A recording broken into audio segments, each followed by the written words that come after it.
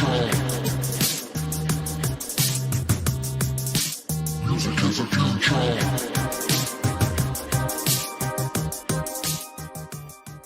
Hey guys, can you hear me? Yeah.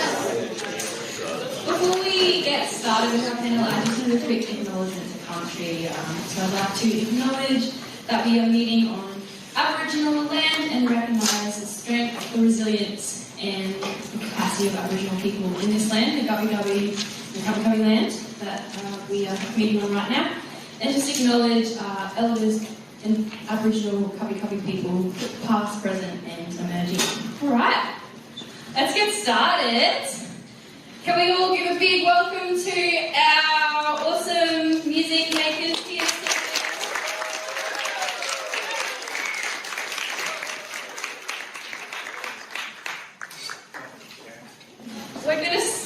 We're going to start off with everyone on the panel just giving you a bit of information and a bit of their story with music and their musical journey and what they do with music. And then after that we will open the floor to you guys to just have any questions that you'd like to ask them, absolutely anything, and we'll pass the mic to you guys to ask some questions. Alright. Hi guys, my name is Andrea Kirwin. I'm a singer-songwriter, producer. I run my own record label, have a shop in Nambour. And when I was about your age, I was really naughty in high school, and I got suspended a couple of times and had to change schools a few times, and I ended up being sent to boarding school at Geelong Grammar, which is like a Harry Potter school down in Victoria. And I got to do like a singing scholarship down there, and I was in a great choir, learned how to sing in like 8-piece harmonies sort of thing. Got to do a tour through Europe and sing in all these ancient cathedrals like Notre Dame, and we did like 3 weeks tour performing like choir music in Europe. But when I graduated from high school, I didn't know you could do music as a career, so I actually did an arts law degree because I got in, and I thought maybe I'll be a lawyer because that's something that's about justice and about helping people, and I really love helping people. So I lasted 4 years in that until I found musos like busking by the road in Canberra, and I dropped out of uni. We bought a bus and I started touring the East Coast with my first band, the Andy and George Band, and booking all our shows, playing festivals. It was super fun. We were super disorganised, uninsured. The bus used to break down a lot. We used to have to like hitchhike to gigs sometimes, but that was sort of my intro into doing things independently. Since then, I've produced 5 independent albums, been living off music for about 7 years, just gigging and doing events, and I love Border Collies. Hi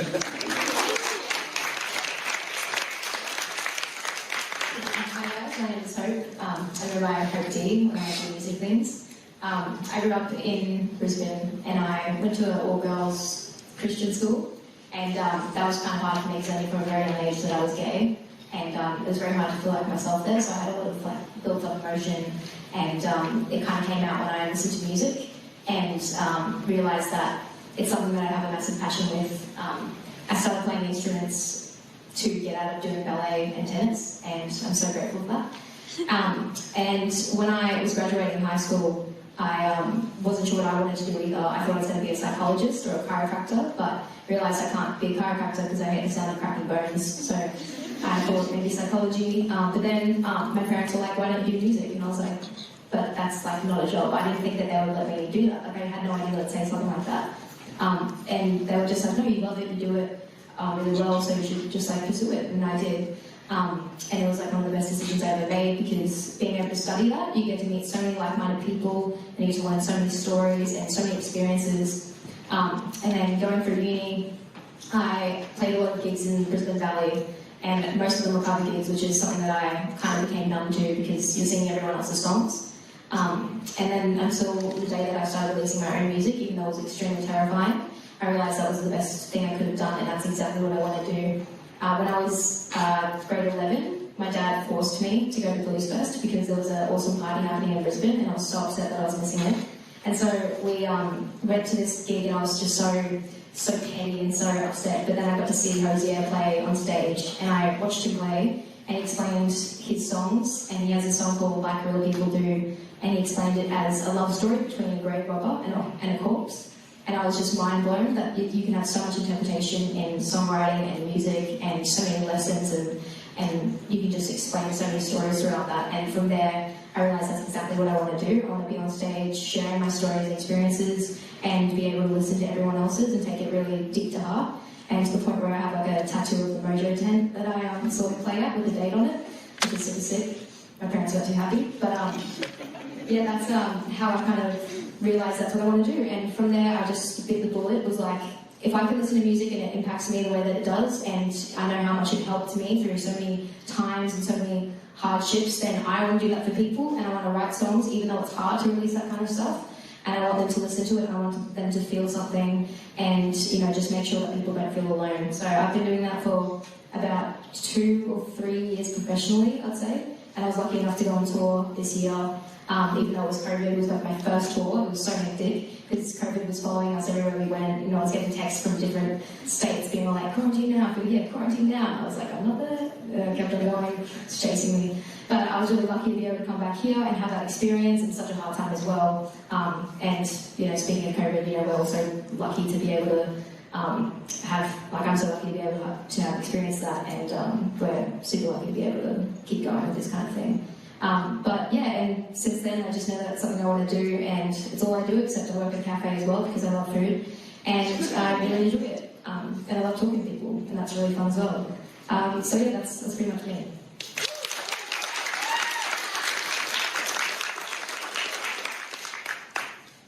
Okay, my name's Kev Starkey. My musical career started when I was never allowed to play music. Very old school, the mindset that my parents and grandparents were, it was the women's position to learn music and entertain, and it was the men's job to handle business and work. So whilst watching my sisters learn singing and classical piano and instruments, I had to be outside working with Dad and Granddad. So that really didn't work for me until I was about 17 and 18, and watched some friends playing guitar, and I wanted to do this. So I picked it up, and I said, show me some chords, I like that song. This is a song called Delia, an old blues song written by Dave Romberg and Jerry Jeff Walker. And it's probably one of the most technical little flat picking pieces I've ever seen in my life, but I chose it, and it took me about 10 months and I could play it. And I just went from there on. Learned other people's music, but I wasn't happy with that. Other people's music's good to learn structure about, but I wanted to write my own music and be creative. So I did, and I've focused ever since I started on being an original writer, and learning as much as I can from other people. Unfortunately, I couldn't make it a life-sustaining career. I was married, got married, had 4 children. My beautiful wife, Denise, up the back here, had 4 children, and life gets in the way of your career and your vision and your music, so I had to work. My first studies was horticultural science and pastoral seed technology, and I never used it. Because I drove a truck for a while because I was earning money and building a house and putting food on the table for the kids, but I always had an instrument, a guitar there to sit back and play. And then we moved around the country, and I started to branch out a bit and playing cafes in Kuranda and about 30 years ago, and Cairns and along the northern beaches of Cairns region. And then we moved back down here and down the coast and then wound up in New South Wales, where I was surrounded by so many amazing musicians. It was immersive.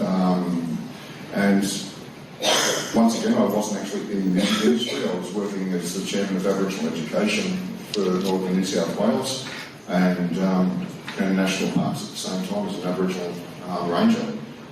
But when about 15 years ago, I said, I've had enough.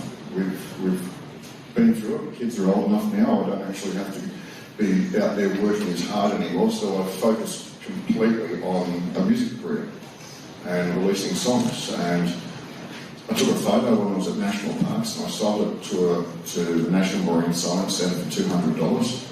and I didn't have an ABM, but I knew the lady I sold it to, her husband had a recording studio, so I said pay him instead, and he can give me recording time in lieu. So that's what we did, and I put him up on Triple J Indigenous site, and started charting with it. I thought, hey, this is weird, old fella charting. So anyway, it worked, and then my nephews threw a piece up, and he knocked me off the top of the chart, so I'm like, yeah, okay, Robbie, here we go. So Robbie Miller and myself for about 6 months, every 2 weeks we'd throw a new song up and knock each other off the charts. It was a bit of a family rivalry thing going there for a while. But that really got me spurred on into delivering music, and then I followed my own path with it and writing original music and how can I best get it out there. Ended up getting signed with Karma Records, which is the oldest Aboriginal label in Australia, and went with them. And then realised that I really wanted to do this for myself, and there wasn't enough support for Aboriginal artists in the country. So I created, I'm going to say, a better model of Karma for the rest of the country.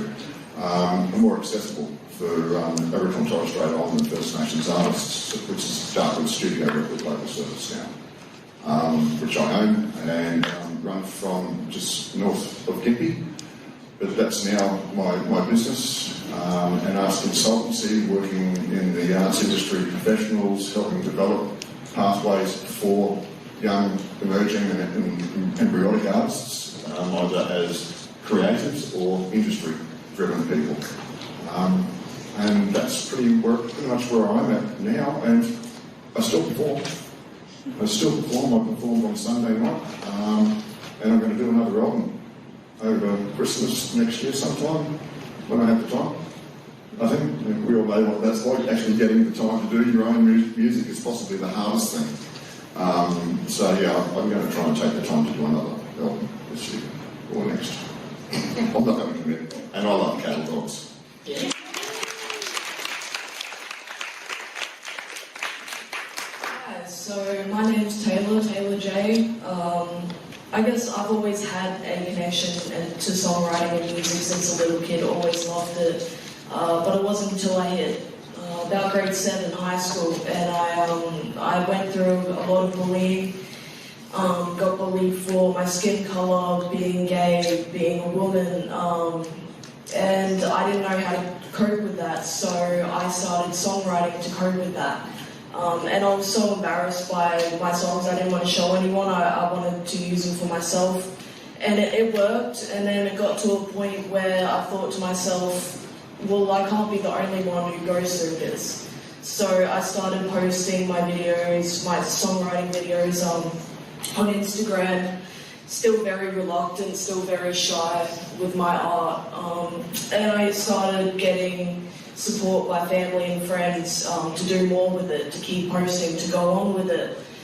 And I guess it was the realization of how music, no matter what genre or what age you are, how music connects people, and you could be from 2 different sides of the world and still be able to listen to that one song and connect on that one song. So that made me want to pursue music, and I started performing at open mics, getting up on stage very reluctantly and getting the confidence to do it, shaking in my boots while I'm on stage. And it wasn't until I met Uncle Kev at a music workshop in Gympie that I really started getting into the industry. From there we released Sheeple, a debut single with Stonewall, and we landed the deal with MGM, a distribution deal, working with Magoo and Andy Ward. And I guess from there, over the past year, we've been developing the music in the studio and gigs around Gympie, Sunshine Coast, Moreton Bay regions. And then this year we released my debut, White Lies, which has had a lot of success. Triple J, we put it up on Triple J Unearthed, and it made the Triple J Unearthed High 2021 yearbook this year, as well as the First Sounds Volume 6 compilation by Apple Music, up on IndigiTube. So and I guess that I do music because of the connection and the way you can bring people together through the art of songwriting and music. So that's me.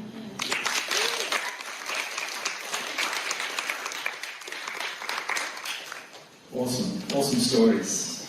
We all have a different story coming into the music industry. Some mine's maybe somewhat different. I'm white, come from middle class Brisbane. I went to high school, and I loved music. I was a massive music fan. A lot of my friends were into music. I took up the guitar and pretty quickly worked out I wasn't very good at it. Yet all my friends were still involved in music, and it just remained something that I just listened to music all the time. When I finished high school, I went to university and did a Bachelor of Mechanical Engineering, and probably one of the most fortunate things to happen to me for my career was when I finished in 1991. Paul Keating declared that we had the recession we needed to have. Which meant that if you graduated with a mechanical engineering degree, there weren't many jobs. So it allowed me to pursue my passion. I was on this grant scheme, they called it, at the time it was called the Dole. And I chose to take up that offer, and I worked in a rehearsal studio. There was like 5 rehearsal rooms, and I was selling snacks to people rehearsing in the studios. But one of those things, one part of the studio was I had a recording studio, and I just didn't leave the place, so I almost slept there. What kind of snacks? What kind of snacks?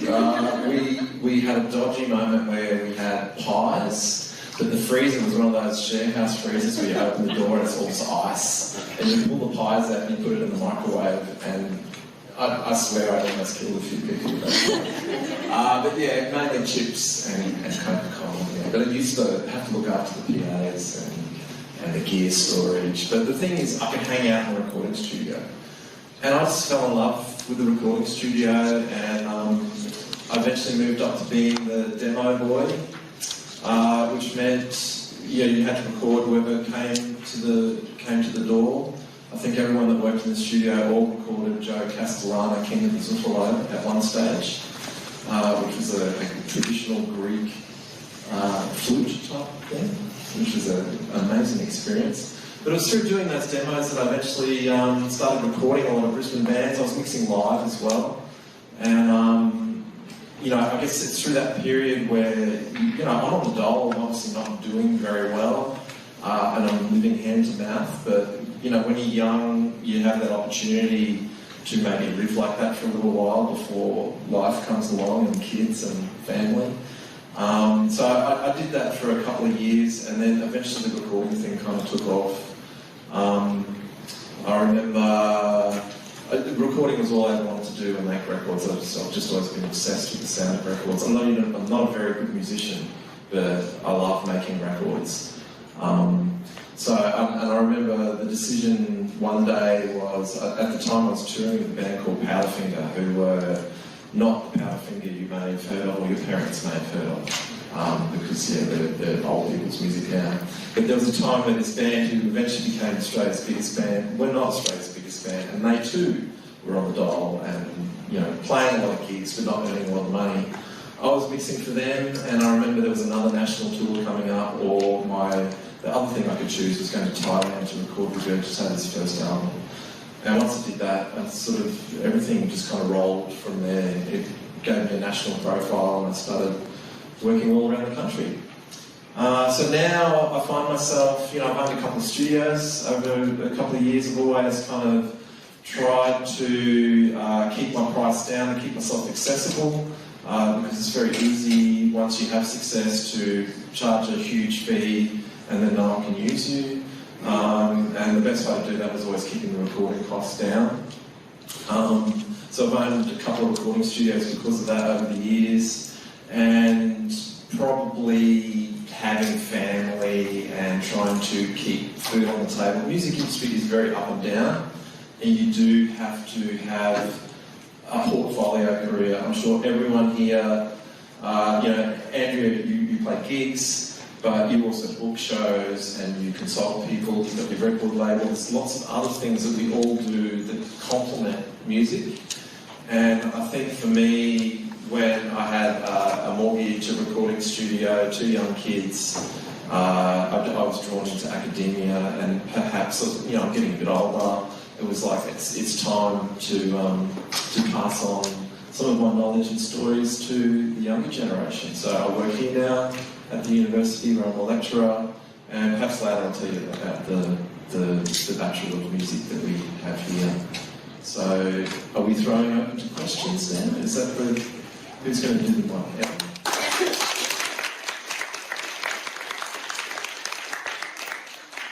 We might just like stand on the stairs and then. Okay, we have a few questions too. Yeah, thanks guys for sharing. That's incredible. Love hearing your stories. It's amazing. A few more questions regarding your journey.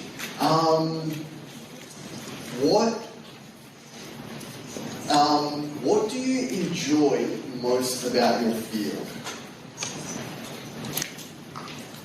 Probably the food. I'm very food motivated. And yeah, I know, it's weird. But like going into people's homes, like when I was a kid, my mum used to take me to visit people's houses, and like I grew up in Townsville, and we used to go visit like this little Italian lady around the back of our house, and we'd have tea, and so they'd give me food and drinks for free. And I very much enjoy that about music. So I still gig like at little cafes. Like last night I played Backlane in Uluru, which is a tapas place, and I'm friends with all the venue owners, and they just shout me drinks all the time and give me free food, and they pay me as well, which is great because I have a mortgage and things like that. But yeah, just the whole like experience of sharing like a village lifestyle where I just walk around and get free stuff. I love it. I probably enjoy definitely the food as well, and the drinks. That's something that you guys will do when you're 18. But I also enjoy the community, like the Brisbane music community is so, like it's like a family, like you never get jealous of anyone and you're so supportive. It's like never a competition, and you also hang out all the time, which is sick, and you guys have so much to talk about obviously, so making those kind of friends and those connections in the community, that's probably my favourite thing, the food. It's food. So food. And the travelling around, going to different places, meeting like-minded people that agree on food at festivals is awesome. And this doesn't run out. For me, it'd probably be hearing other people's stories and where they came from and how they got to the place that they are now, and other artist stories. She doesn't eat. Well, I wouldn't say food for me, although I do love food. For me, it's communicating with other people. Because, you know, like I make music, I produce music, I'm a pretty crap musician, and without musicians, I've got nothing to do.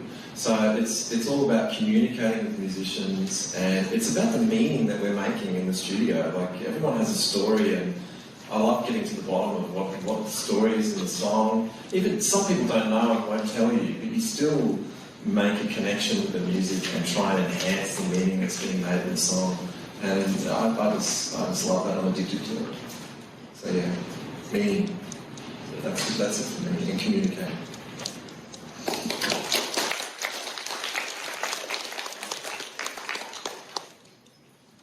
Awesome. I know some of you guys have already covered this, but what were some of your biggest struggles to get to where you are now? And how did you overcome them? Okay, I'll start here.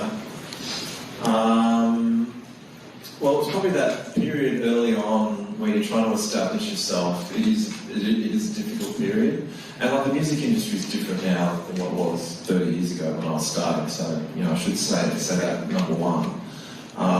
But for me, I think, and I presume you're asking how we overcame those struggles, because for me it's through the network of people. And, you know, when I sort of casually drop Powderfinger, it's not like, you know, number one, they weren't Powderfinger that your parents know and love now. I like saying that. They were just part of the network. They were just groups of people. And, you know, all the bands that I worked with in Brisbane were just my mates. They were a network of people, and we were all poor together. So we would go around to each other's houses, and it's like, hey man, have you got baked beans? Yeah, I'm eating here tonight. So it's really just getting through that period, and, you know, lo and behold, we all ended up doing pretty well. You know, I don't know, I'm older than, well, sorry, Kev, than many people on the panel. And I know some of you are just beginning of your journey, but I think it's a network of people that kind of helps you get through those sort of rough periods. Release time and the business that goes around release, I found it really hard to manage the balance between life and the music industry, because the music industry doesn't really work your 9 to 5 hours. It can be, you know, 3 o'clock in the afternoon till 9 o'clock at night, or midnight till 5 o'clock in the morning. It really just depends on when the music industry is awake and doing things. But I think a lot of self-motivation, but self-preservation as well. Not throwing yourself too much, but also keeping on top of the workload. Yeah, I would have said, knowing that end of it now, but I think when I was starting, just the fact that I didn't play other people's music, I was playing original music, and that was my biggest struggle. And to overcome it, I was, I don't know, obsessive compulsive disorder. I just kept playing my music, and it got to a point there where I'd play something and people were singing it. So it was working. And then you'd come back and then they'd ask for the song. That's how it was, just persistence. And that was the hardest thing, was that original music delivery. Everyone wants covers. One of my biggest struggles was probably being female in the music industry. When I first started, I did a gig with, I think it was like a 4-band lineup, and I was like nervous because I was just starting out. It was just like me and a lead pedal, and I was still getting used to it. It's like, it takes a lot of confidence, but I got up on stage and I did it, and then I got off and I watched the rest of the bands, and I thought to myself, like, I looked around, I was like, I was the only female person in any of these bands, or female presenting person, and like, that was like a massive mind blow for me, because it does seem that a lot of bands do contain like more men and more lineups too as well, and pushing like us to the front and female non-binary identifying people to the front is just making a difference, and like to push us there is overcoming that. But also overcoming the idea of burning out, because it's so easy to burn out. There have been like weeks, like in the past 3 years I think, where I would just be doing 8 cover gigs in like 7 days, and that really takes it out of you, because it's just so much equipment, and mentally and emotionally you just lose it. You lose the passion for it. So overcoming that was me like putting my foot down and saying, I'm just going to work at a cafe and do originals instead of this, because the money's great, but I'm just losing my passion, and I'd rather be sharing my own songs. So that's something you got to be definitely aware of. Just don't burn out. Yeah. I was listening so much to you guys, I forgot to think about what I'm going to say. Struggle. Probably the lack of visibility. Like, I grew up in Townsville, so I only really saw like people busking that, I don't know where they got the guitar from, but they weren't like on their musical path. So, and also we just sang in church. So just not knowing about stuff like Q Music or APRA or any of the music industry sort of independent pathways, like I thought we had to be like Aretha Franklin to release an album. So, and creating my own network over the years is quite challenging because it's slow. But yeah, probably mental health support.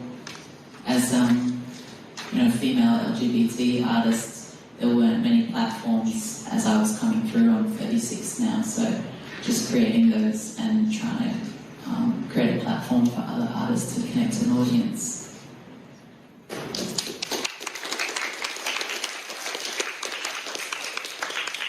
Awesome, guys. Awesome. What would you recommend for this group and upcoming generations of musicians?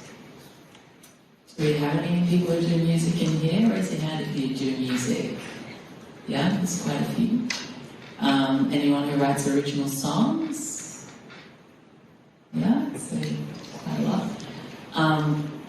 Probably, I would say find mentors, like people who you look up to, so people that are sort of like you, that you can kind of go, oh yeah, this is what they did, and it's great if also they gig in like your neighbourhood or in your state, like check out where they play, go to gigs, get inspired by people's performances, and just like basically start, you know, asking if you can catch up and get information on what works and what doesn't work, because it's much better to build a network where you can save yourself time just by being a nice person and going out and connecting with people who already do it, and finding mentors would be my bet. I would firstly recommend for especially songwriters to never doubt your own work. You can obviously ask people for advice, but never think that something's bad because someone's told you it's bad, because if you wrote it and it comes from your heart and you think it's good, never rewrite that, you know. You can tweak it and whatnot, but never erase that, because that's part of you. And I did that a lot. I used to write songs with he, him pronouns so no one knew I was queer, and that was just like, for me, I feel like pretty gross about that now, but obviously at the time I couldn't really, wasn't comfortable with it. So just write true to your heart, don't let anyone tell you otherwise. And also, yeah, definitely making like a network and connecting with people and seeing gigs and seeing what you're set up for. It's so incredibly beneficial to be able to get out to what you want to be doing, and making friends around that and the community.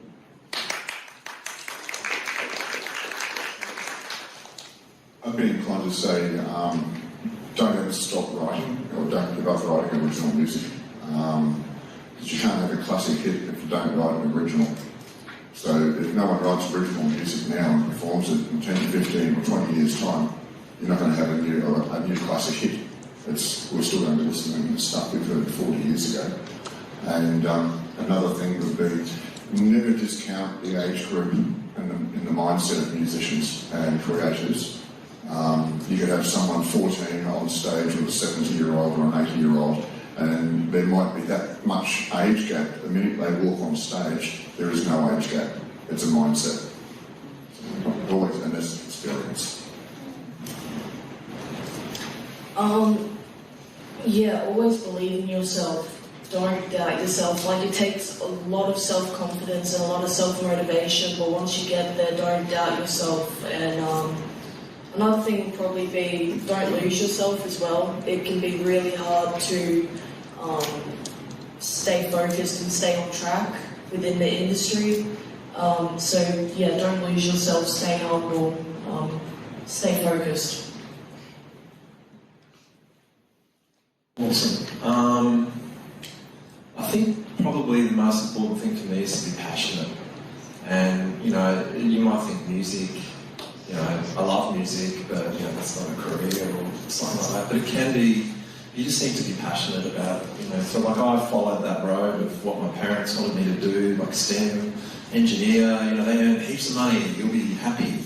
But I wasn't going to be happy doing that. And I was just so passionate about music, and working in the music industry is hard. There's a lot of work. You know, I can remember one year filling out the census form, and there was only 2 boxes for the amount of hours you did each week. And I'm like, I do way more than 99 hours a week. At that time, I was, you know, doing 12-hour days, 6 days a week, and then sometimes working on Sunday as well. So it's a lot of work, and you have to be careful about burnout and that sort of stuff. But for me, it wasn't work at all. I just loved it. So it was like every day was a holiday. But, you know, so I certainly wasn't doing it for the money. You know, I don't have a Mercedes out in the car park, but I don't care. I've got a car, you know. But I've really enjoyed my job, and I think that's what's been paramount to me. But it's having that passion. It's probably also being persistent. I should probably think of another P as well. You do have to be really persistent. and keep at it. And the only way you get good at doing anything in music is by doing it. You just do it, and eventually you get better. It's like anything. Some people might call it talent, but I don't like that word. It's just really doing it. When you're passionate about something, you don't mind doing it. You just do it all the time. And the other thing with the persistence, like this is such an awesome panel here, and I feel like a token white guy, which is fine. But like the industry, it is very male dominated. If we went through and I started showing you a mic cable, we would talk about the ends of the cable as being gendered. There's a male end and a female end. And how does that feel to the panel here? Like it's following a gender normative terminology, which means nothing. It's a metaphor for what they are anyway. They're plugs and sockets. Why do we use that language? It's automatically excluding some people. So you have to have a pretty thick skin and just be confident. And that is the hardest bit, particularly when you're like, I've made a song and I don't know if it's any good. And, I won't play it. So it's hard to get out there and kind of go, hey, this is me. And this panel here are awesome because they're people that are out there and doing it. Because it's easy for me, like I'm sort of almost part of the industry. I'm helping people get their ideas out there. They're coming to me with opening their hearts up and going, I've written a song about when my mother died, and I'm helping them, make it as good as it can possibly be. But I'm not the one out there, I'm not the face of it, I'm the stupid name on the back of the record cover which doesn't exist anymore. Oh, it's good. So I'm all more power to all you guys, because I know it's hard, and it's probably the hardest thing is having that confidence and going, yeah, this is me, and I hope you like it. And a lot of people, they actually don't go, yeah, we love it. They don't, actually, if people hate it, that's kind of good because you're getting a reaction. But often you get ignored, and it's hard getting through that period of constantly being ignored. No one's heard you. I'm starting to ramble here, but like on Spotify, there's 40,000 songs released a day. That's difficult to be heard in amongst that environment. But with persistence and time and keep doing it, and if you're passionate, eventually you'll get there, and maybe that 400th song you've written gets heard, then everyone starts listening to the other 399, and you might have an income. Anyway, I'll stop rambling.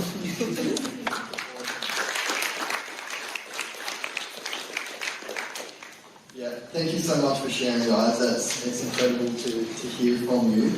Before we hand over to students for Q&A, would you guys maybe just like to share some pathways available for these students if they wanted to get that mentoring or listen to your songs or need a bit of guidance on which way to go? Would you all possibly be able to share some ways for them? So, I'll give my quick sales pitch here, is that what you're saying, Colin? So, we are sitting in the University of Sunshine Coast campus, and I'm a lecturer here, so I'm going to tell you all about the Bachelor of Music. It's starting next year. We've got our first year, so maybe something you can think about as we move forward. As I said, when I first started, there was a grant scheme, which is no such thing, called the Dole. But it was a different scenario. It was a lot easier to get the dole when 30 years ago, and just slowly they've made it more and more difficult to get this kind of funding. But everyone I knew, and all the artists from Brisbane around that time, were on the dole. But at the same time, there was nowhere for me to learn how to be a sound engineer. I did a quick course, a certificate course that wasn't accredited. It was just some guy with a studio who made jingles, who said, I'm going to teach some people on a Tuesday night how to do this. And I did that, and then all of a sudden I felt like I was qualified, but I was not qualified. But it gave me a confidence to get out there and go, hey, I can mix for the band. And I started mixing live for bands just by sort of doing it. And I learned how to produce records by doing it. So there wasn't the pathways that there are now. So now, you can't get the dole, it's very difficult, and you're not going to survive on it. It's probably the same amount of money that you got back in 1990. But now you can go to university, and I don't want to, I guess I'm painting the university as an alternative to the doll, which I'm not trying to. I'm just saying it's one way when you could work on your music practice for 3 years with a network of people, which we've all spoken about, and you can, basically you get mentored by lecturers. I'm a lecturer here, I've been in the music industry for a long time. You don't have to listen to us, but we're going to tell you over that 3-year period what we think about the music you make. And more, not just, oh, that song's great, move along, or no, that song's bad. It's more about, we point out the good bits and suggest ways that maybe how you can improve your practice. You can either take that advice on or not, but the idea is that you're in an environment with your peers. You've got the studios over there. Have they had a tour of the studios? You had a bit of a tour of the studios. Those studios, that's my life. I love those places. For some reason, I like hanging out in rooms that only have windows to other rooms. It's very strange. You get the chance to use those studios, and we're really big on building your practice so that you can make your own music. You may not be interested in production, but everyone needs to know a little bit about production these days.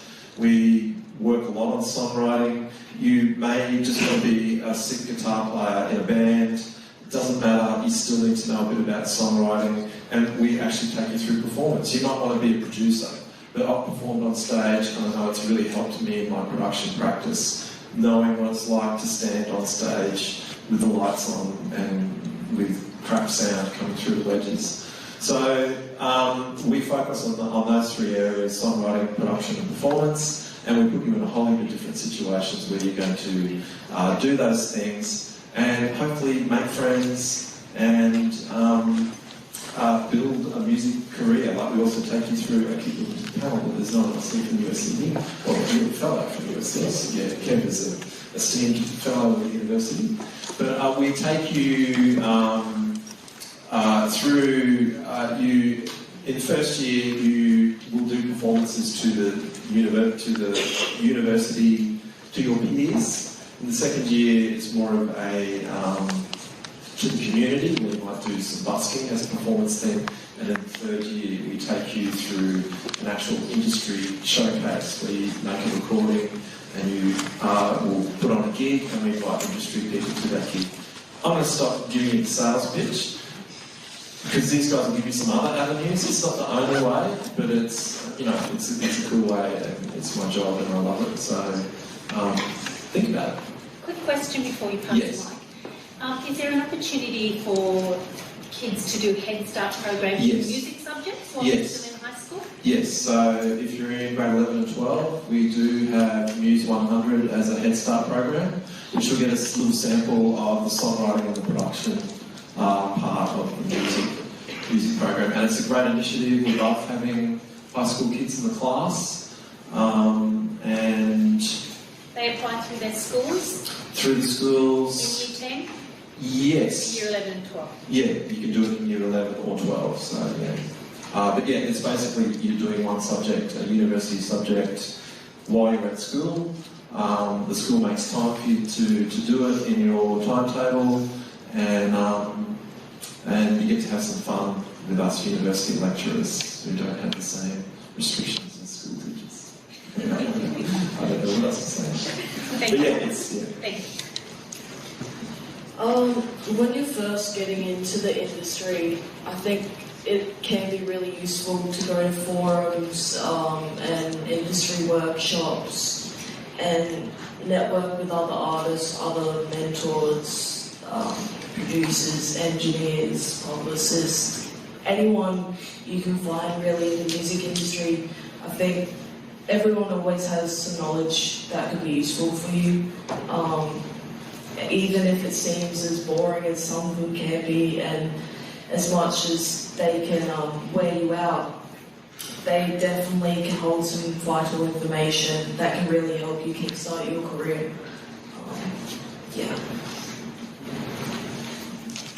Totally agree with Taylah, but I'm going to concur with Magoo as well, because I am a fellow of the fellow of the university, and this is the place to advance that upper tertiary side of it, that educational side of it, it's going to give you a better grounded foot in the industry once you leave the university.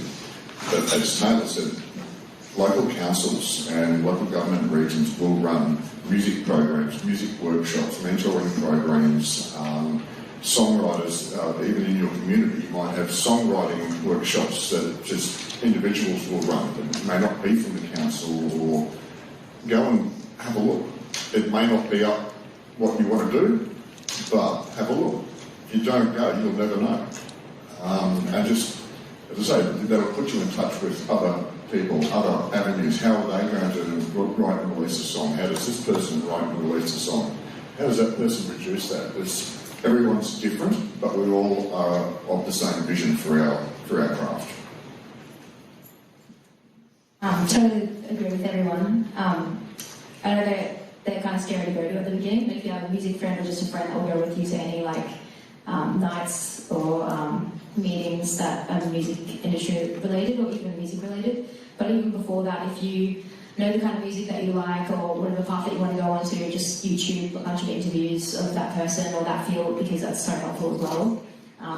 And also when you do have music, you can upload it to a Triple J on Earth, which is extremely helpful because a bunch of people get to hear it and I don't know, get reviews, and there's a community there as well, and that can go places as well. And yeah, just listening to podcasts and interviews and just getting around to the meetings and meeting people and networking. Yeah, that's all really great advice. I wish I saw this panel when I was younger. It would save me a lot of time running around. Yeah, basically just be a nice person and offer to help if you've got friends in bands and they need someone to promote them or help them sell merch, and because you guys can start at this age. I didn't realise you could write songs for, I picked up a guitar when I was 21, so that's quite late. You guys get the chance to start an instrument. And also age is not a barrier either. I would say most of my artists that I love are in their 60s and 70s, and they play tea drinking music on a Sunday, and that's my vibe. So just figure out what you like and then try and surround yourself with those kind of gigs and get inspired, and then everything else will just flow. Awesome, thank you so much.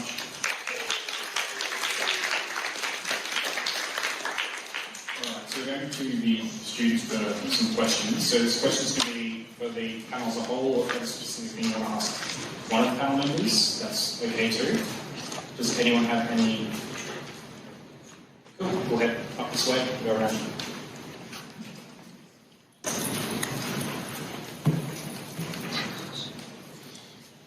Just as a general question to everyone, I was just wondering, how do you broaden your audience? That's a good question. I just started doing open mic nights and then gigging. I would apply for festivals, but the type of music I play is not necessarily Triple J, and it's really easy listening soul music.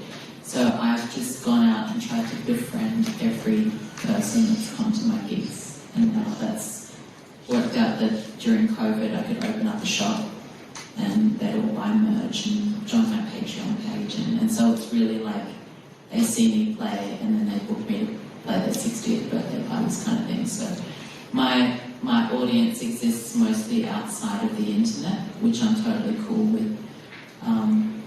But yeah, it's really just your live performances or what's going to be new fans. Yeah, but I did my first gig when I was 18, I think, and from that, a booker in the Valley saw me and then he asked me to play another gig, and then from that, the people in the band saw me and asked me to support them, and it's such a mad snowball effect. So just from getting out there and meeting people as well, because you'll find that the friends that you make broadens your audience, because people share things, people tell this person to come to this gig, and just putting music out there as well and trying to reach it on the internet, which I agree that in person is so much better. You form actual connections with people. But these days we have the horrifying tool of social media, so it's a curse and a blessing. Because it's very hard to be heard, but it does have an impact sometimes. But yeah, just making friends and doing as many things as you can and putting your name out there. I'm an old blues singer, and that's not for everybody. But in saying that, to broaden my listeners, I'm now collaborating with hip-hop artists. I'm pushing myself outside of my standard genre and outside of that mindset. So I'm doing something different, which is working. I'm happy with it, and it's actually expanding my mind as well. And for the digital side of it, you need to learn word association algorithms, hashtags. Okay, that's where you're going to connect through your socials to different and broaden and bring people in from different areas that would not normally see you. Different word association, will, as you know, with hashtags, will bring in different people on Insta. So depends on how you tag it as to where people are going to come into and have a look at it. Yeah, I completely agree. Hashtags, but you sort of want to establish what audience, like what type of audience you want to target. It's really good if you have a target, especially on social media. You can hashtag and at people, and all your posts can be sort of aimed towards that one target audience. It can be really good to know what audience and what type of people you're looking to engage with. Yeah, it's an interesting question. And there's the different approaches on the panel here, because Andrea is more about the community building kind of aspect and like avoiding the internet. The J word has already come up, like within music, Triple J, they have a ridiculous amount of power in this country, they are still the gatekeepers, which is kind of a little bit tragic, but then if you get on the right side of it, they're your best mates. So to find avenues outside of Triple J, I know Hope's had a bit of help with Triple J, which I'm sure have been very supportive when they get on board. Taylor's been scratching at the door.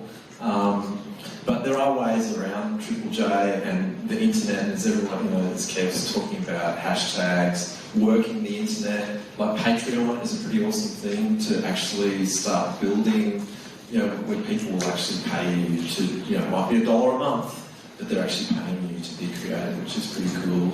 So it's really just sniffing out every avenue. And, before I spoke about being persistent and passionate, I'm pretty serious there. It's about everything. It's not just your music and songwriting and singing or playing guitar or whatever it is you do. It's also about promotion and kind of getting yourself out there.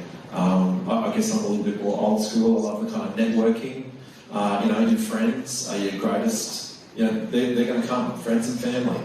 And then if you can start pushing beyond that, you'll start getting there. But it's that persistence. If you just keep doing it, and if you love doing it, you don't mind. Keep doing it. That's part of it. There's always going to be those hard gigs. We could all talk about a hard gig that we've had over time. There's those ones that are hard to get through. But if you can keep your passion in check and not burn out, you should be right. I hope that answers your question. Yeah. Awesome, thank you.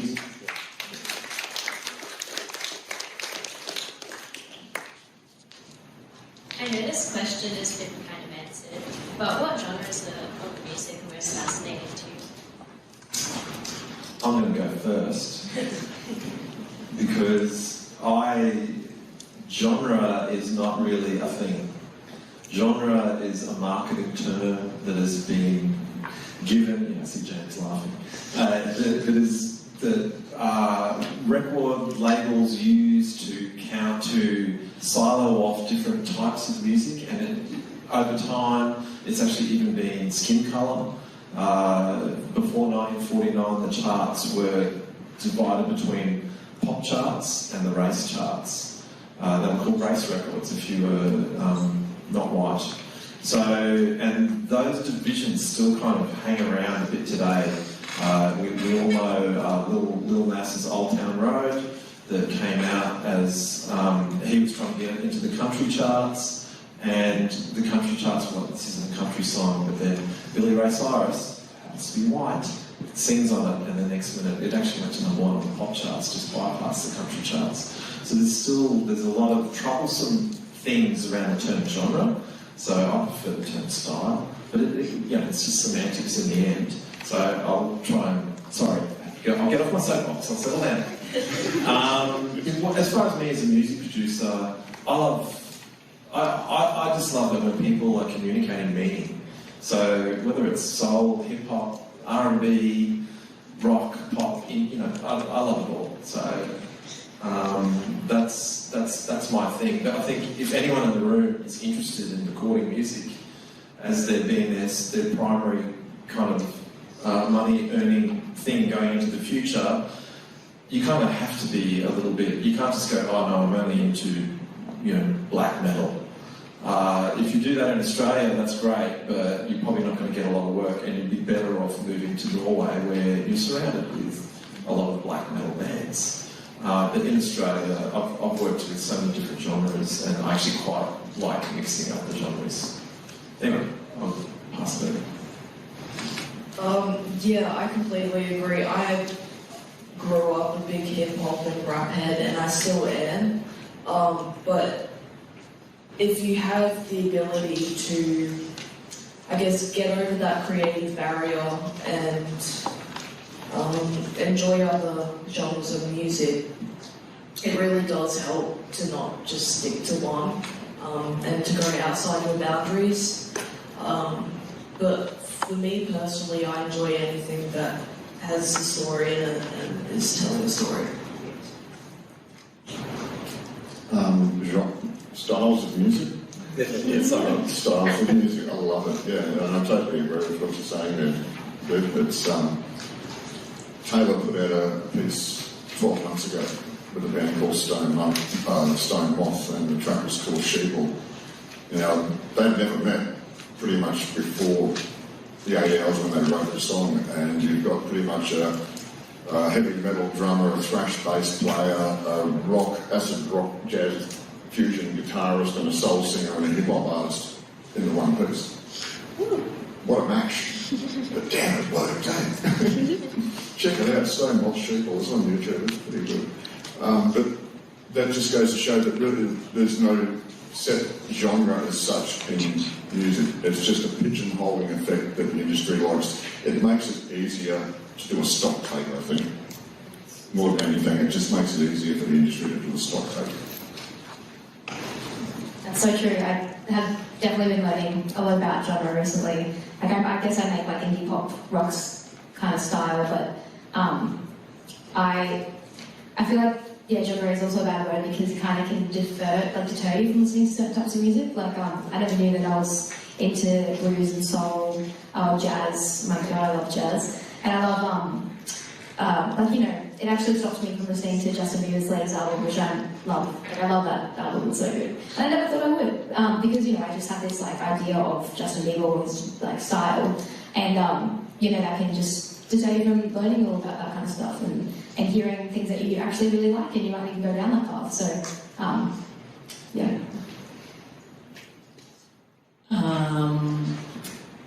We just went on a road trip for a month, touring, and we had to pick songs to go on our playlists and stuff, and I like music for different times of the day and for different things that I do.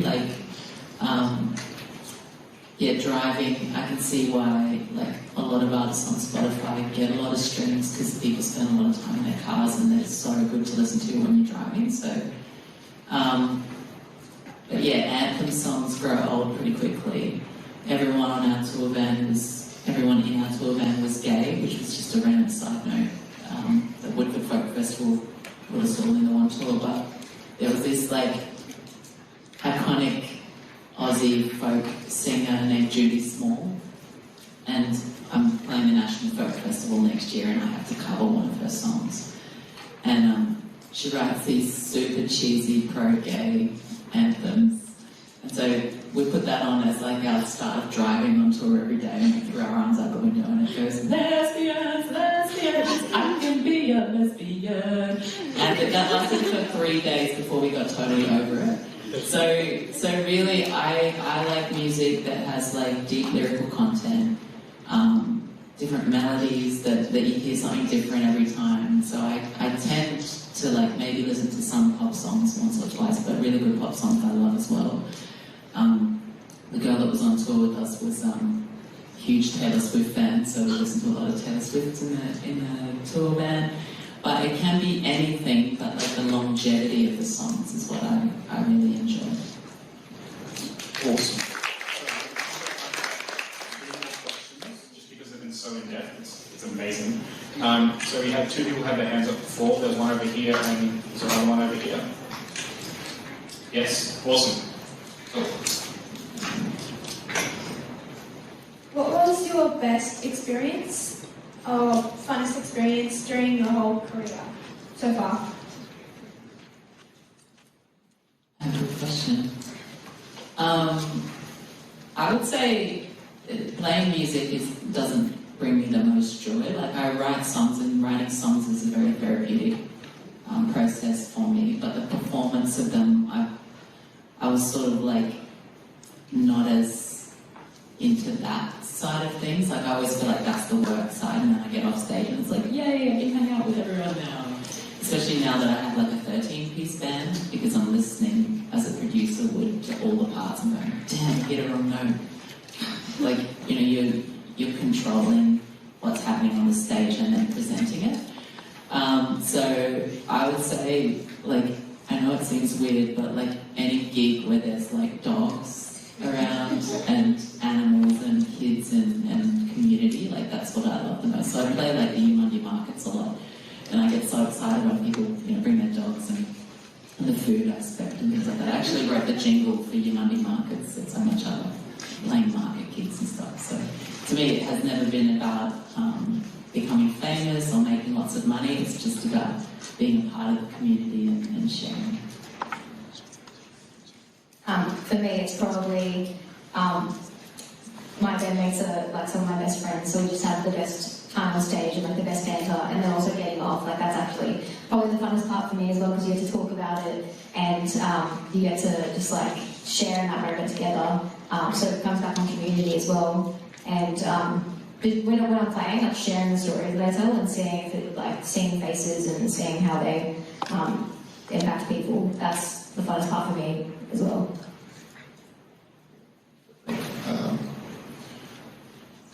I've got 2. Yeah, it's the after performance adrenaline. It's next level. You go through massive anxieties before you get on stage, and then it's the anxiety, the elation, and then the adrenaline after it, and the adrenaline lasts for hours, especially if you know the gig. That's the best one.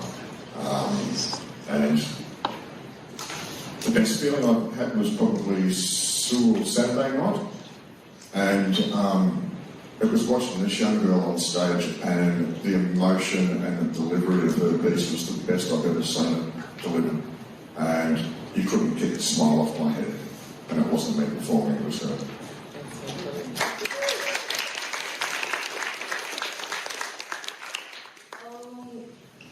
For me personally, I think those moments when there's a bunch of creatives in the room and someone gets a djembe and then someone gets a guitar and then someone gets a bass and you end up jamming for 10 minutes. And in that moment, everyone is on the same page. Everyone is doing their own thing, but at the same time living a moment. It's a pretty cool feeling.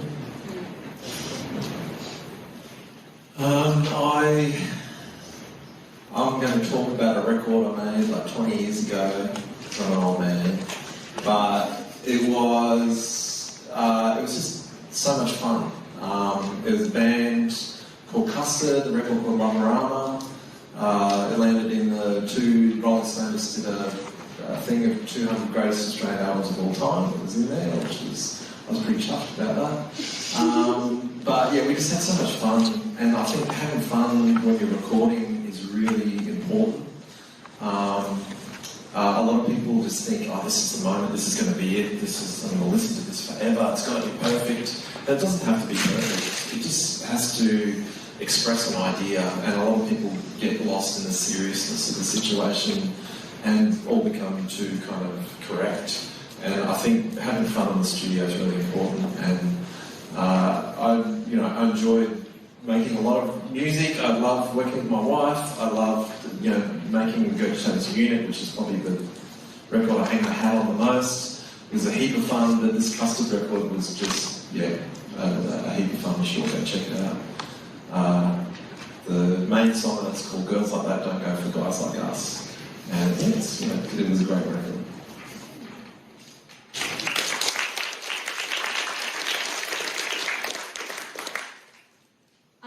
Is there anyone or anything that influences you in music? Well, for me, it's producers. I got a few, I keep saying I'm an old man, but I just watched the Beatles documentary Get Back, 8 hours. Oh, it's just fantastic. And in fact, I was going to say George Martin, who, the Beatles producer. I'm really influenced by him, but he's actually barely in it. And it's just a fantastic documentary of what it was like to make a record back then. It's a little bit different now. And the Beatles had a huge luxury of having a lot of time, even though you watch them in 3 weeks, walking with no songs, and then having made a record at the end of it. It's just actually quite crazy. But I'm sure all of you don't have the patience to endure through 8 hours of watching some people argue and laugh, and they have a heap of fun making that record, which is another thing I said before. But yeah, I've got lots of influences. To quickly answer your question, George Martin, Chad Blake, Dave Friedman, just producers I love, but I also, music always inspires me, so all the good music that was ever made.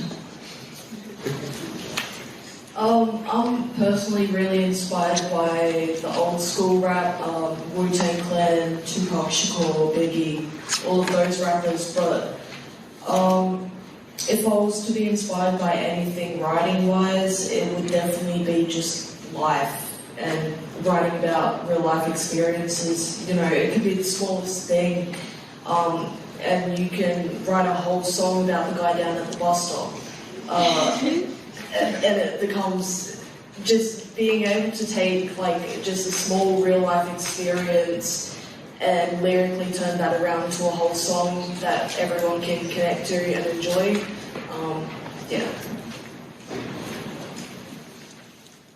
I'm an older fellow. Inspired old blues singers. Weird enough, Beethoven, Bach, Griggs. One of them, for the heavy side of me, Rachmaninoff, Russian composer, extremely heavy music. For vocal deliveries, Leonard Cohen, Tom Waits, inspired. Yeah. My inspirations change a lot. So I used to be very inspired by Ed Sheeran, Sam Smith, Hosier, and all that. They've changed so much over the years of me just listening to new music, and my style has now kind of adapted to Hobo Johnson, if you guys know them, and also Frank Ocean, and still always lyrics, kind of storytelling like Hosier, but it's always just changing. But my biggest inspiration and motivators are the peers that I have around me, my bandmates, because they're all in these other different bands and they just fill their hearts out as well. So that's extremely inspiring, and it's really nice to have around because it makes me want to put some of their stuff in mine and mix it up and make a delicious soup. I'm really hungry. I didn't have breakfast. It's food related. Tracy Chapman's my big one. So just songs and a voice and social media accounts. Not that I'm anti-social media, but I don't think one thing we get confused sometimes as singer-songwriters is that we're supposed to be famous in order to be successful, which is totally not true. So I look up to Tracy Chapman and Rodriguez for those reasons. So Rodriguez as well released one of his albums, I think in the early 70s, maybe 1971 or 72. And it was the same year that like a bunch of really good records got released by Led Zeppelin, Bob Marley, and all these other amazing musos around the same time. And he just dropped off, and he ended up doing all sorts of jobs. Like I've done lots of jobs over the years too. I've been a camp instructor. I worked as a dog trainer, training assistance dogs. I've worked in restaurants and cafes and bars, and so as long as you figure out what the things that you like and surround yourself with that, whether you're doing a job that's music or not, you'll be happy, and then the music will just happen in its own time. But yeah, I think like what it comes down to in the end is making sure you have visible role models that inspire you. So, but I mostly these days get inspired by like learning people's stories and seeing people's live shows as well.